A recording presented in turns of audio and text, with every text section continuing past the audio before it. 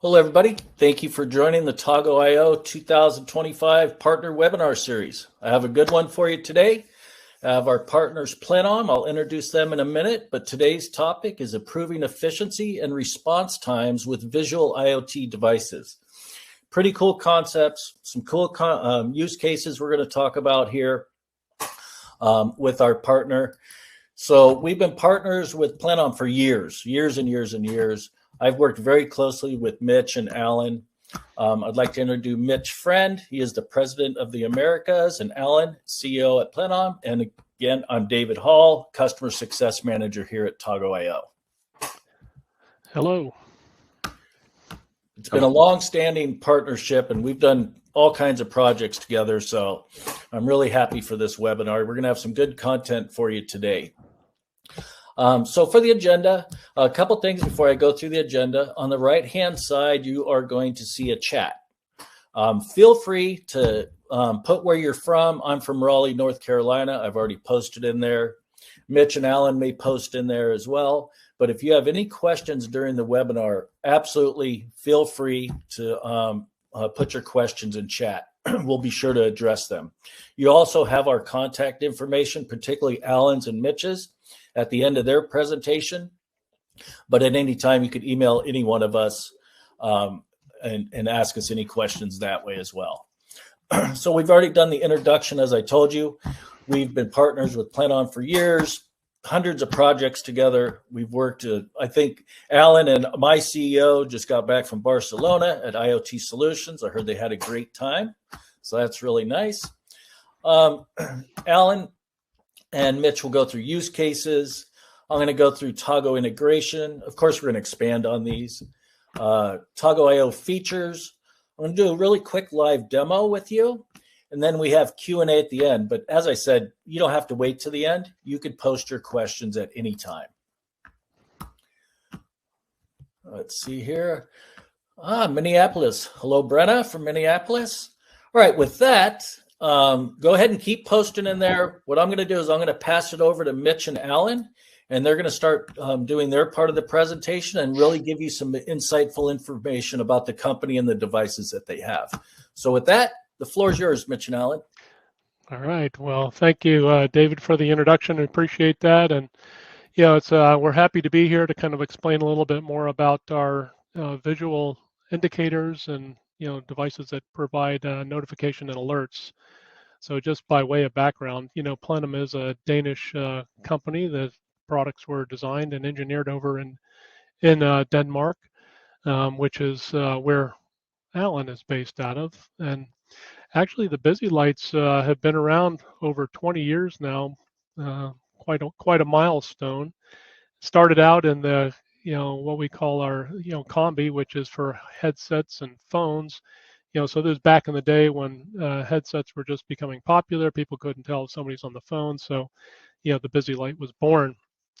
And then as the unified communications market kicked in about 2012-ish, Microsoft Link days actually, we expanded into that space, which instead of just providing in a call alerts, now we can synchronize with Teams and Zoom and WebEx and many different platforms that provide other states for an individual, like do not disturb or busy or away or things like that. But we're here really to talk about our IoT products, which again, as David mentioned, we've been working with Tago really since about 2021 and different projects there. So let's dive into the IoT and kind of what is the busy light. And as mentioned, busy light IoT is a visual indicator that provides notifications and alerts, and a little bit different. It is LoRaWAN, but it's Class C. As most sensors out there are really Class A sensors, we actually take a download. So, our light changes with a download as opposed to sensors which really, push uploads to the application server. It is RGB, so meaning that the full color spectrum is available. You control that through values, which are for the red, green, blue, the RGB and those range from 0 to 255, so you can change the intensity, again, giving you the full color spectrum to show. And then also, with the payload that comes down with those values, there's a on time and an off time. So you can basically make the busy light flash slow or flash fast, whatever you want it to do. So you can see it, kind of an image there. I'll show you one here. So there's a busy light. So physically, it's like 1.5 inches tall, 1.5 inches wide, and it's got this 9-foot cord on it with a. Let's see if I can show it here. So it's got a USB-A connector on that. But if the device is only using for power, we're not getting any signaling this way, of course, as we're coming over LoRaWAN. But for getting the power, you can also use one of these AC adapters that comes with the product also. And then for mounting, we have different options. It actually comes with an adhesive, and we have magnet options that allow you to adhere it and connect it wherever you want. And we even have these little brackets that you can mount. They screw in, and you can adhere the busy light to that. So placement could be wherever you want it, on a wall or near equipment, on refrigerators, freezers, as we'll talk a little bit further as we go on. But in many cases, as we talked about, our busy light is being triggered by a Class A sensor, so this Class A sensor triggers, which causes the busy light to get a payload down and change in color to whatever it is. So, we do support many, many use cases, and, this is where visual notifications become, really critical. And as we all know today, many of the alerts, the notifications, they'll come in through a text or they'll come in through an email. And the challenge there is that, many times where that alert is going to that person's phone or email, they're not even at the site. So it's very important that, the local staff can see if there's an issue, and then they can take action. So you can think about things like, air quality or leak detection, or, the temperature monitoring, cold storage, things like that there.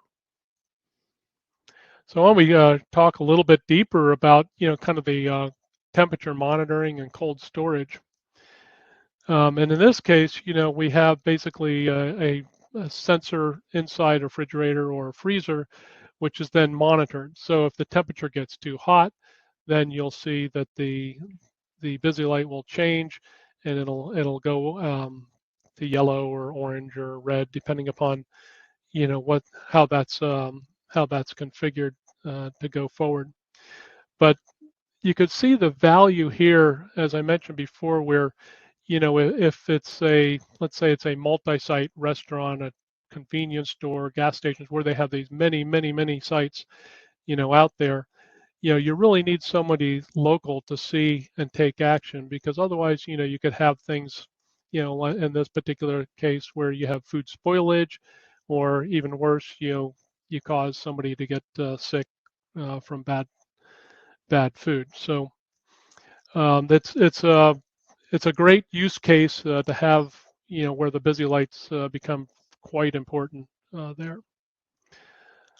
On our next use case, we're going to talk a little bit about a deployment where Alan was involved. So he's going to kind of walk you through this one here.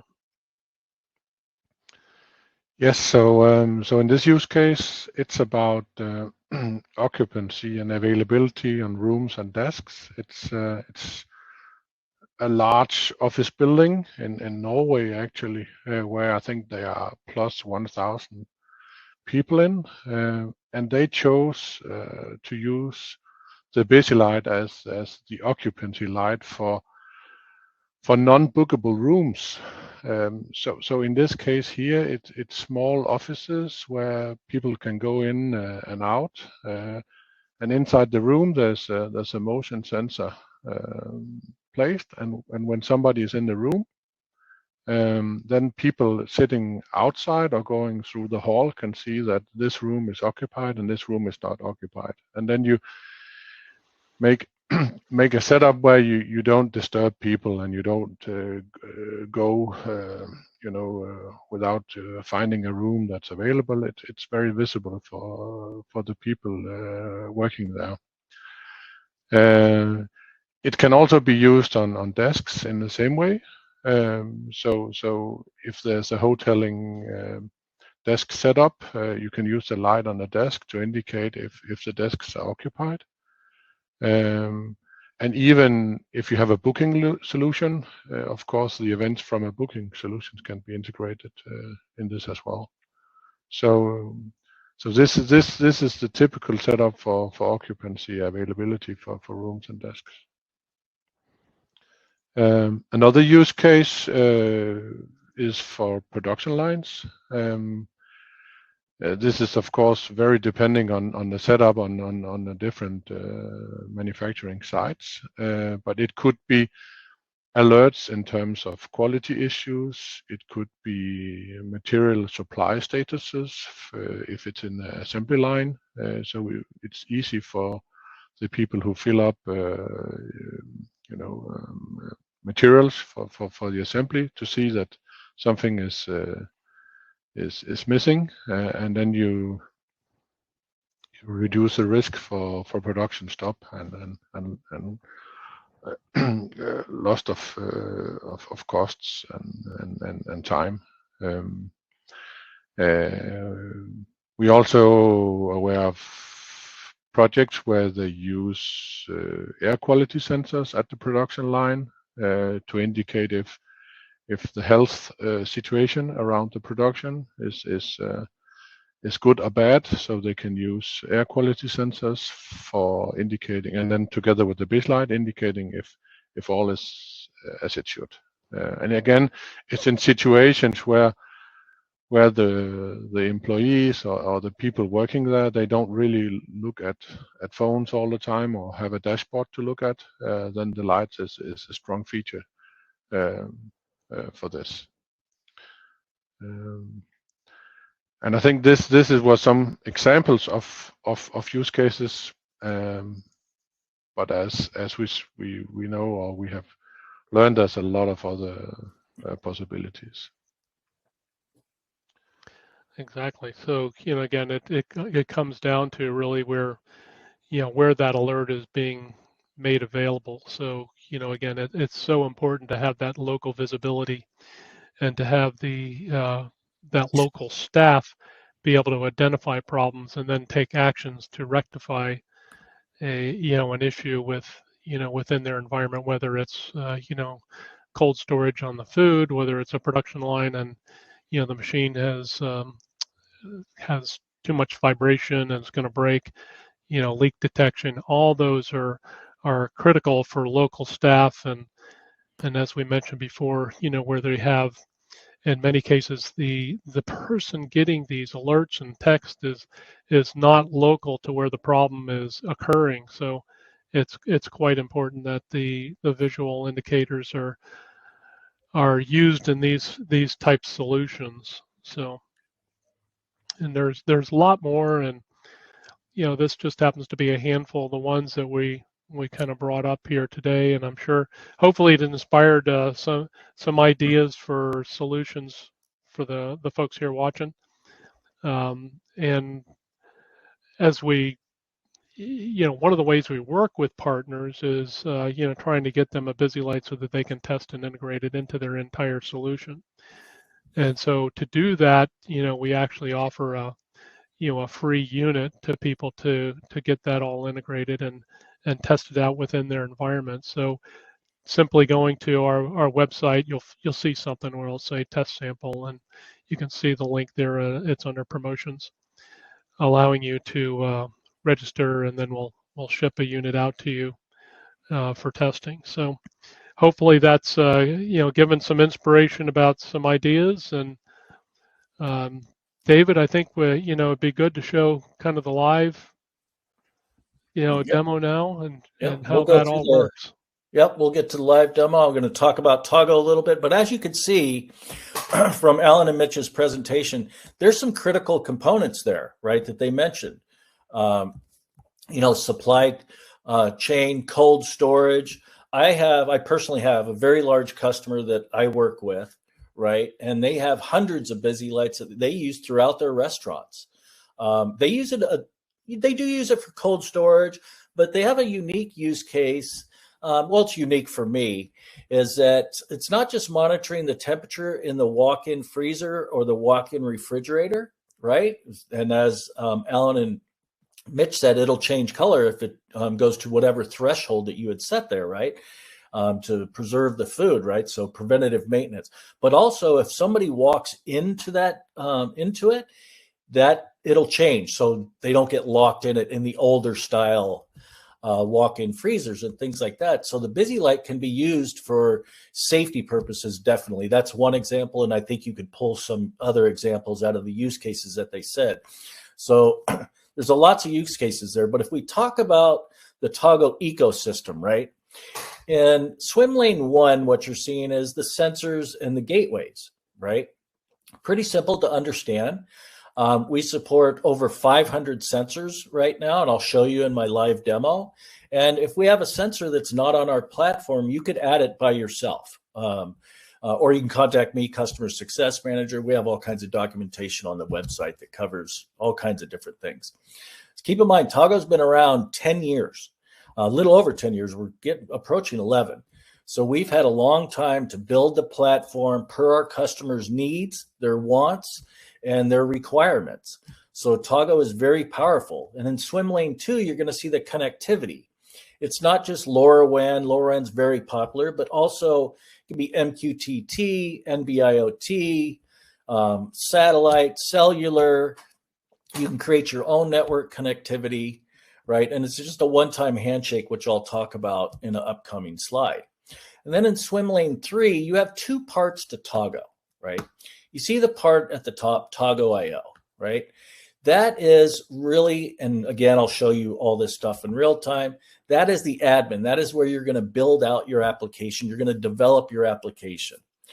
Tago is unique, and I like to say, from a customer success manager standpoint, is I get asked all the time, what is a differentiator between you and other companies that have visualization platform? Well, Tago is much more than visualization. It's a full stack, has the APIs. Keep in mind, it was originally built for developers, but of course we tailor it for non-developers such as myself, right?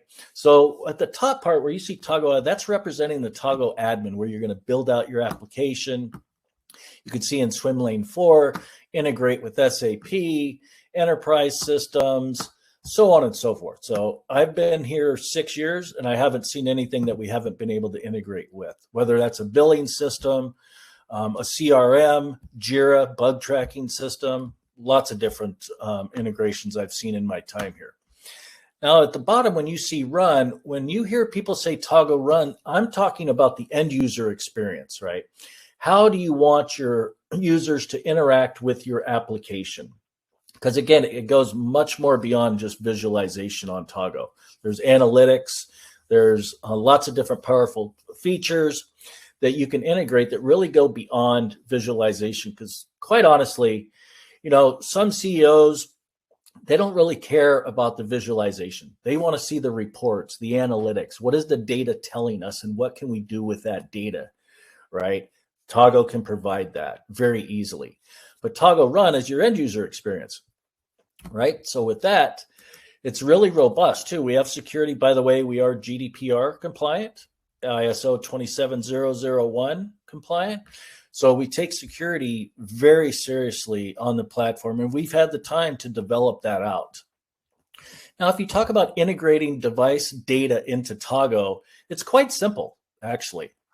So on the left, you have the IoT devices. We've already spoke about all the different options for the network, right? And then you have the connector, the payload parser. That is basically the data that is coming in. And when you see devices, the payload parser, but underneath on kind of the right side of the Tago logo, that's where you've now added that device on Tago, right? So now you've set up your device on Tago. It's sending data. It's going through your connectivity provider. It's turning that data into human readable data into the buckets. And then you're displaying that data on a dashboard or pulling reports, analytics, the things that I spoke about, right? So you have all that, very easy to do. It's just a few clicks from that. And then in this particular case, as I said, I have several customers that use the Busy Light, and these aren't small customers, they're big customers. They're very dedicated to it. But also on Tago, you can have indoor device setup, right? And this is just one portion of Tago. I would be here an hour if I was going to talk about all the features that Tago has, but this one's pretty popular, right? So you can position the devices where you want. In this example is I've uploaded floor plans, right? Maybe I have a hospital where I'm using Busy Lights where I want to know if certain rooms are occupied or not. And there's all kinds of different use cases for hospitals, right, for the Busy Light, right? But through Tago, you can integrate, upload your floor plans. You could select the floor plan for some quick visualization. You could have your end users register the device. So you as the developer, if you will, or the Tago admin owner, right? You've already developed that application, or we've developed it for you through our professional services. They can register the device as well.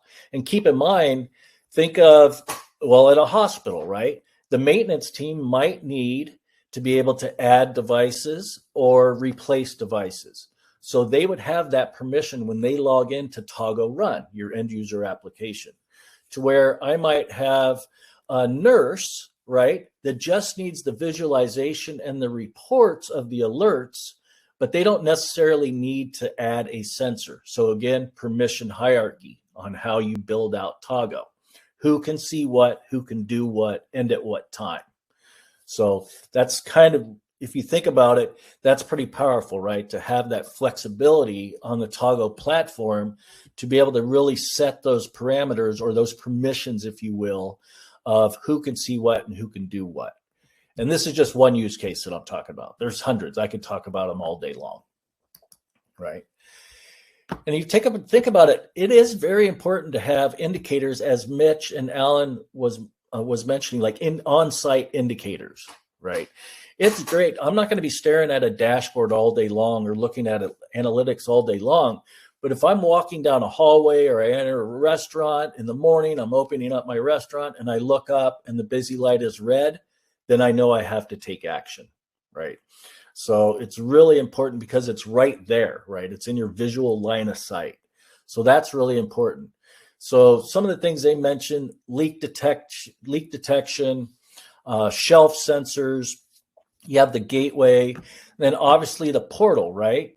Where again, when I talk about Tago, it goes beyond visualization. I know I've said that a few times during this, but it's really important to understand you can report on KPIs, integrate with systems, and some of the other things that I have already spoken about here today. So Tago is very robust.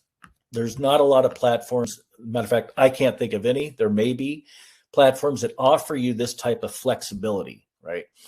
So think of Tago scaling with you, right? Maybe you're a startup, right? Or you're a small company with a small customer base. You could start small on Tago, right?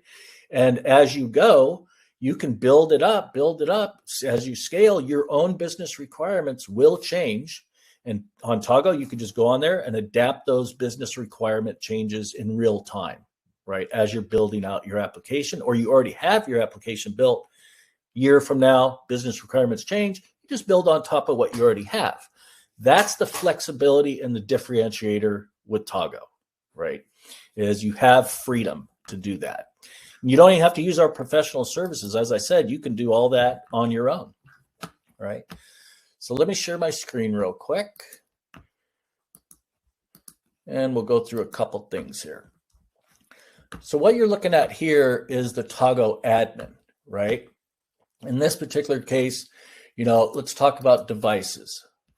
So here, you would just go in here and search for, in this case, the Busy Light. There's the Busy Light, right? You would just select that, choose your connectivity provider, right? Give it a name, chunk period, chunk retention. How long do you want to keep your data? Put in the serial number and click create my device, and that's it. You're ready to go. You're ready to use that device. Again, it is literally that easy. to integrate the device. In my case, here's Tago Run, the end user experience that I spoke about. You can put in your title, subtitle, logo.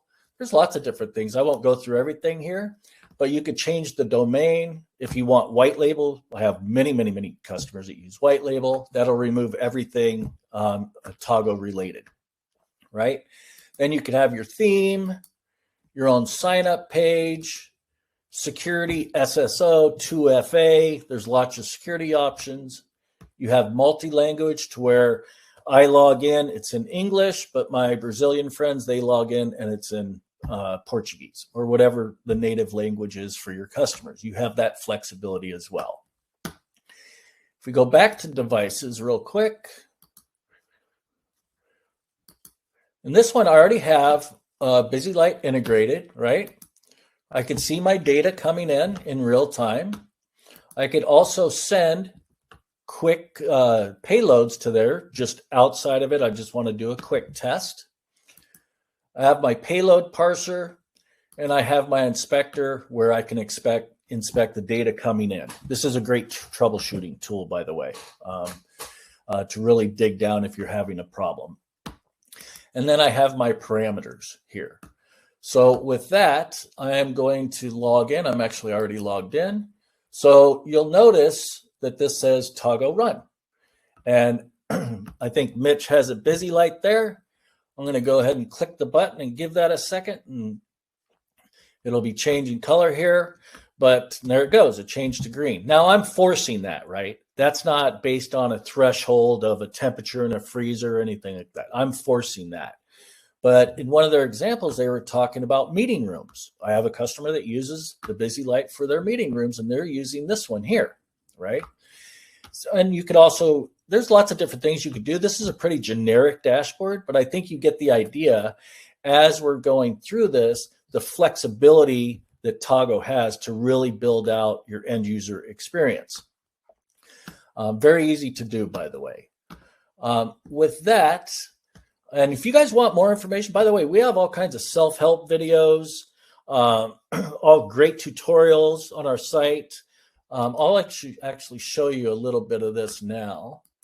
If you want to develop on Tago, you can take our learning center for free. It doesn't cost a dime. The 100 modules are more of the fundamentals. I don't even want to call it basics because it's a little above basics. I think fundamentals is a good word there. And then you have your 200 modules, which is a little more advanced. So you can use these to build out your application, and I highly, highly recommend that. Also, if you were to sign up for an account with us, let me go back. You will be assigned a customer success manager at no extra charge, right? So take advantage of your customer success manager. I have some customers that don't take advantage of their customer success manager. And when I finally do get in touch with them, I can beautify their dashboard in minutes, right? And help them in so many other ways. So it's very important to take advantage of your CSM. They're there to support you, right? If you would like to request a demo, you can do that from here, but we have some other cool resources as well, right? Maybe you don't want to develop and start a dashboard from scratch. You come here to our templates and you can grab these templates and download them. And once you download them into your admin, right, you own them. You can do whatever you want with them. But think of it as it's a pre-built dashboard you own, and you could change it in any way you want. So these are pretty cool. We also have a Kickstarter application, which I won't go into that too much here, but basically what Kickstarter is, if I was to show you very quickly here, let me go there. I have built this out.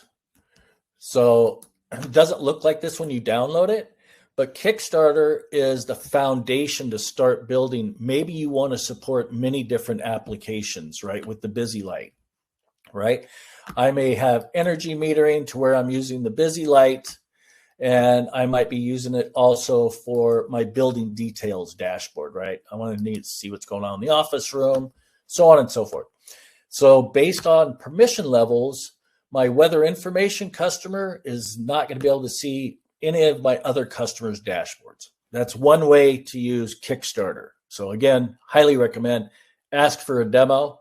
We can explain this in detail and so much more. There's just not enough time in the day, quite honestly, to get to everything. But with that, let me stop sharing for a minute. We go back to the slide. 1 second. All right, so I think we've talked about some pretty critical use cases, how easy the Busy Light is to use, how easy Tago is to use, right? And it's really powerful, right? There's a lot behind that that goes into that. Plenom and TagoIO, we've worked very hard on our products and our partnership, right? So please make sure you contact Alan, Mitch, or myself, and we'll be glad to help you from there. For me, Mitch, I'm going to let you guys say your closing, but for me, it was a pleasure having everybody on the webinar today. I thank you guys so much, and I look forward to a stronger relationship in the future. Yeah, thank you, David, for doing all that coordination and kind of the great overview and kind of how easy TagoIO is to kind of deploy Busy Lights in different solutions. So that's great.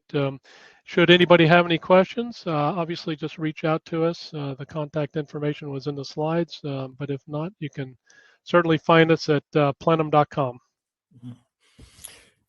And what we'll do is you will receive an email with a video version of this, right? So everybody that registered that's on this webinar, you will get a video version of this to have that. But with that, keep an eye out for more webinars and more great content coming up. Have a great day, night, morning, wherever you're at in the world. And thank you again, everybody, for joining. Bye-bye. Bye. Thank you.